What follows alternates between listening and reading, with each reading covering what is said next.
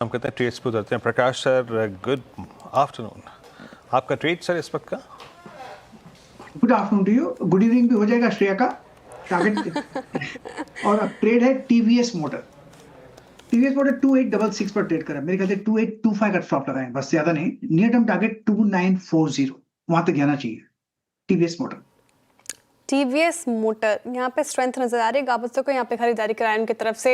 मानस जी, very good afternoon. बताइए आप क्या पिक कर रहे हैं? गुड आफ्टरनून श्रेया जी।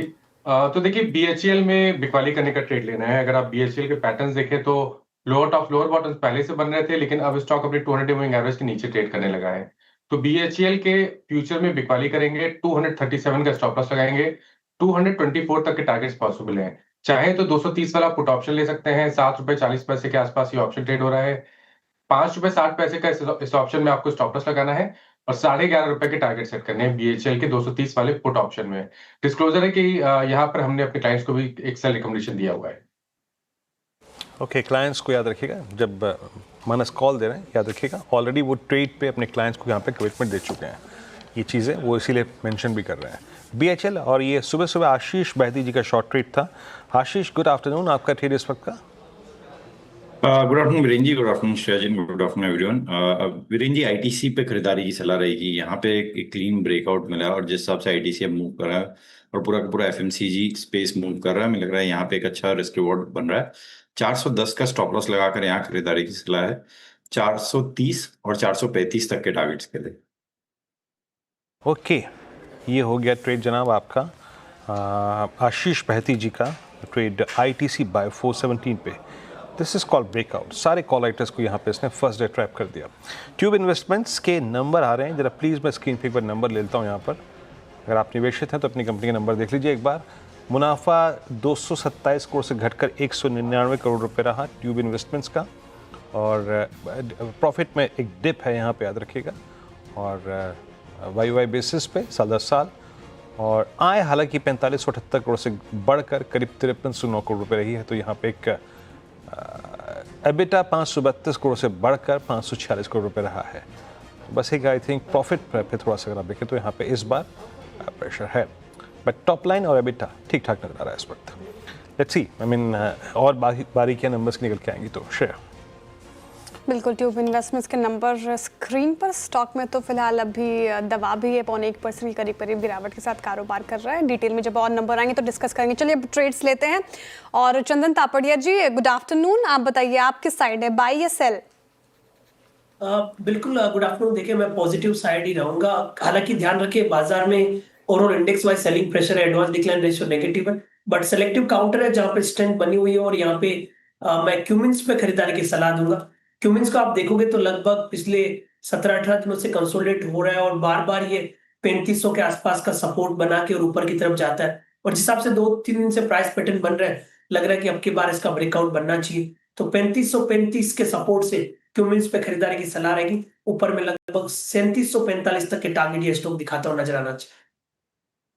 ओके, कमेंट्स 3604 पे आपका एक बाय कॉल है। स्ट्रेंथ यहाँ परसिस्ट करती हुई 1% ऊपर स्टॉक आगे ट्रेड कर रहा है। सीरीज का पहले दिन का एक्शन स्ट्रांग होता है और ये 2500 नहीं माफ कीजिएगा, हाँ 3611 का जो प्राइस है वो CY25 का हाईएस्ट लेवल है। याद रखिएगा कमेंट्स का। CY25 के कैलेंडर वर्ष 2025 के आप सबसे उच्चतम स्तरों पे एक खूबसूरत फ्लैग ब्रेकआउट पैटर्न पे ट्रेड कर रहे हैं। ऐसे बाजार में ऐसा पैटर्न होना, ये एक्यूट स्ट्रेंथ, मजबूती का एक बहुत अच्छा संकेत होता है। Soni ji, good afternoon. आपका ट्रेड क्या है आज का? जी गुड आफ्टरनून एवरीवन। मेरा यहाँ पे बाय रिकमेंडेशन है जियो फाइनेंशियल पे। जियो फाइनेंस में back to back strong roll overs बने हैं। In fact July to August series में भी 96% के लॉन्ग रोल ओवर्स बने हैं। एक फ्रेश ब्रेकआउट अटेम्प्ट हो रहा है।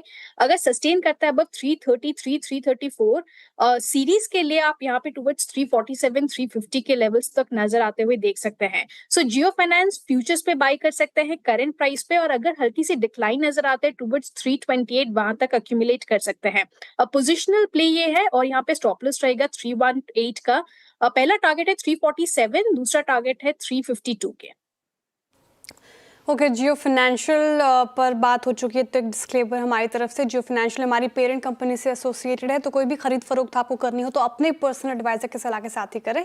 सोनी जी के यहाँ पे बाई की कॉल आती हुई। चलिए, टेक्निकल कॉल्स हो गए पूरे के करके आपके स्क्रीन पर रख देते हैं ताकि आप टारगेट और स्टॉप लॉस एक बार फिर से नोट कर पाएँ। गाबर सर टीवीएस मोटर पर दाव लगा रहे हैं, 2940 तक के टारगेट और 2825 का स्टॉप लॉस मेंटेन करना है। मानस जी को BHEL शॉर्ट के लिए पसंद आ रहा है, यहाँ पे सेल साइड की ट्रेड है इनकी। 224 का टारगेट, 237 का आपको लगाना है स्टॉप लॉस। बहेती जी कह रहे हैं ITC पे खरीदारी की जा सकती है क्योंकि पूरा FMCG पैक ट्रेंड में है, वहां पे दाव लग रहा है, तो खरीदारी ITC पे 435 तक के टारगेट देख रहे हैं, 410 का आपको लगाना है स्टॉप लॉस। चंदन जी ने कमेंट्स चुना है खरीदारी के लिए, 3745 के टारगेट, 3535 का आपको स्टॉप लॉस लगाना है। अभी अभी सोनी जी ने जियो फाइनेंशियल का जिक्र किया और डिस्क्लेमर आपकी प्लेट पर, तो ये खरीदारी की जा सकती है। अब राजेश अग्रवाल जी के पास चलते हैं। Rajesh ji, very good afternoon, स्वागत है आपका कार्यक्रम में। मार्केट में तो पेन है, लेकिन स्पेन में भी कहाँ पे शॉपिंग की जा सकती है, कहाँ पे आपको मौका दिख रहा है? गुड आफ्टरनून श्रेया जी, वीरेंद्र जी, बाकी भी जो पैनल में मित्रगण है, सबको नमस्कार। आपने सही कहा, मार्केट में पेन है और ये पेन इसलिए नहीं है कि मार्केट को कोई चीज के पर्सनल दर्द है। ये दर्द US से आ रहा है, जो ट्रम्प साहब के हर दिन एक नए अनाउंसमेंट के बाद दिक्कतें बढ़ती जा रही है। और कल भी हमने देखा कि वो जो 25% टैरिफ और पेनल्टी का बम फोड़ा, तो उसे लेकर के दिक्कतें हैं। तो ऐसे हालत में मैं समझता हूँ कि ऐसी कंपनियों पे ध्यान देना चाहिए जिनको एक्सपोर्ट से कोई लेना देना नहीं है, घरेलू खपत पे ज्यादा उनका ज्यादा क्या पूरा फोकस ही घरेलू खपत पे डिपेंडेंट है। तो वहां पे क्या है कि अगर कुछ टैरिफ में निगोशिएशन में कुछ इधर उधर भी आती है तो कोई विशेष फर्क नहीं पड़ेगा। इस लिहाज से मैं हिंदुस्तान यूनिलीवर के साथ जाना चाहूंगा। आज से 2-3 हफ्ता पहले भी हमने कमाई का अड्डा में इसे रिकमेंड किया था। अगर आप देखो तो भारत की सबसे बड़ी FMCG की कंपनी है, बैलेंस शीट डेट फ्री है, ROC बहुत मजबूत है, 15 FMCG कैटेगरीज में काम करती हैं, जिसमें 50 ब्रांड है इनके, और 50 ब्रांड में करीब 19 ब्रांड ऐसे हैं जो 1000 करोड़ के ऊपर की रेवेन्यू सालाना बनाते हैं। ब्यूटी एंड वेलबींग में 50% का हिंदुस्तान में मार्केट शेयर है, जो कि जहां पर अगर 21% का मार्केट शेयर, 21% रेवेन्यू आता है उनका और 50% के आसपास का मार्केट शेयर है। मिनिमलिस्ट करके इन्होंने एक नई कंपनी एक्वायर करी है।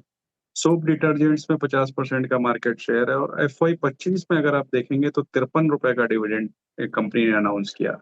आइसक्रीम डिवीजन का डीमर्जर अनाउंस कर रखा है, सारे लिहाज से बेहतर पड़ती है। मध्यम से लंबी अवधि में स्टॉक को पोर्टफोलियो में रखना चाहिए।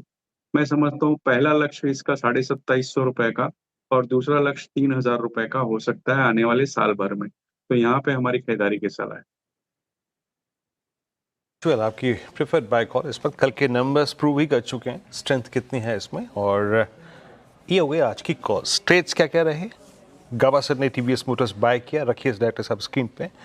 और मानस जी ने BHEL शॉर्ट, सोनी पटनायक ने जियो फाइनेंस बाय, चंदन जी का कमेंट्स बाय और आशीष बहेती जी का ITC बाय और राजेश जी ने HUL को पिक किया।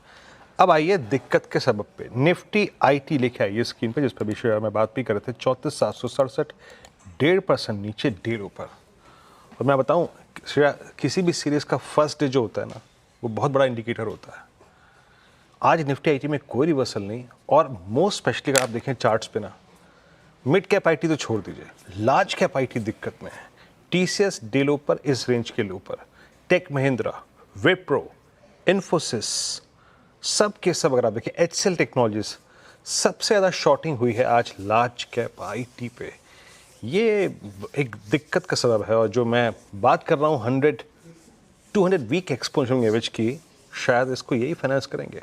सोनी जी, आपको अगर लार्ज कैप IT में कोई शॉर्ट कॉल अभी भी लेनी हो, अगस्त का पहला दिन बहुत ही नेगेटिव है लार्ज कैप IT के लिए, आपका शॉर्ट कॉल किसी पे है क्या, या इंस्टीट्यूशनल व्यू, आपके इंस्टीट्यूशन का व्यू?